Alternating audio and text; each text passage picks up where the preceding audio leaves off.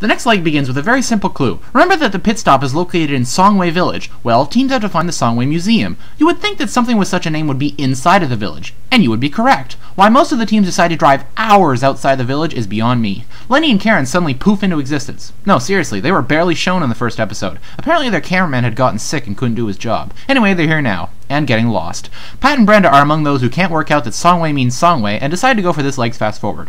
Eventually the teams realize how idiotic they've been acting and retrace their steps to the museum. They now have a detour. They can either go to a nature reserve just outside the city of Livingstone and photograph 3 hard-to-find animals, or they can go photograph an elephant. In Botswana! This is without a doubt the most lopsided detour ever. As dawn breaks, Pat and Brenda reach the fast forward and have a blast rafting down the river. They win the fast forward and begin their trip to the pit stop. The other teams head off to make the same mistakes, heading out of Songway Village to find Songway Museum. The grandparents leave in 8th, despite arriving in 7th. No explanation is given. Amy decides to look for Chicken Village? Or Chicken Museum? While the grandparents decide to walk. How come they're riding? The last team to reach the museum is Drew and Kevin, who are as colorful as ever. What is this crap? Pictures. After deciding to do the near detour, Drew discovers the small elephant statue that was placed on this table for decoration. What's this elephant? What elephant? This little statue here. Should we take? No, come on! Obviously no one wants to go all the way to Botswana, so they all head to the near nature reserve. Teams have no trouble whatsoever finding these hard-to-find animals, although Nancy nearly gets into a grudge match with a rhino. Mom! The teams are then told to bring their photographs to the tribal chief at Mukini Village. Kevin has heard of this place before, evidently. Mukini Village! Mukini freaking Village! One by one, they all head off to find him. Frank, Rob, and Team Guido are among the teams in the lead. When they find the chief, he greets them in a traditional way and hands them their only clue, a small statue of a very familiar tower. While Karen nearly has an aneurysm calling out for the chief, Drew slowly describes his animals, while Kim gets mobbed by children.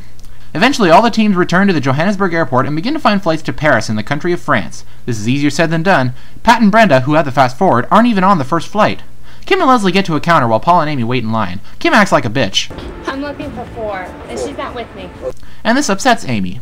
And I'm not with you. Paul informs her that the best course of action is to kick her ass. Just make sure you punch her in the jaw or the nose. Eventually, teams get on one of 3 flights to Paris. Rob, Frank, and the Guidos are in the lead. Kim, Amy, and Karen are in the back.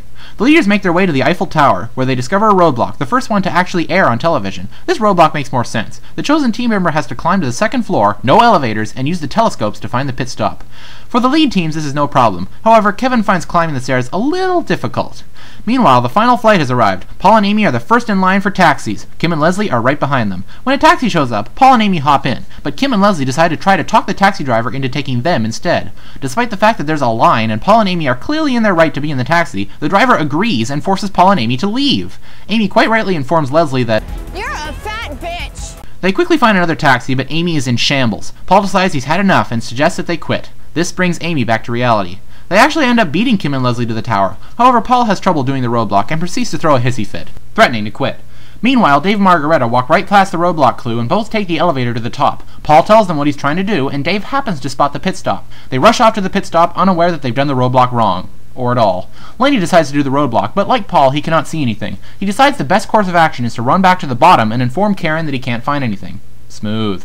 Kim and Leslie also miss the roadblock clue, but they take the elevator all the way to the 3rd floor. They ask some locals for help. In Spanish. Yellow y blanca. Lenny, afraid of losing, incorrectly guesses that the pit stop is at Notre Dame, and he heads there with Karen. Once Karen discovers that he's just guessed, she is not furious, she's only disappointed. What? Paul and Emily work together to complete the roadblock, and Lenny returns and also completes it. As they head off to the pit stop, Kim and Leslie finally find the roadblock clue. Earlier, Pat and Brenda had checked into the pit stop in 1st place, becoming the first all-female team to win a leg. Eventually, everyone shows up, and it's down to Lenny and Karen and Kim and Leslie. At first, it seems like the girls will survive. However, their taxi driver decides not to give them change and acts like a dick to them. This does not please Kim, as she demands to be paid. This allows Lenny and Karen to check in, eliminating the school teachers. Leg 2, in France, comes to a close.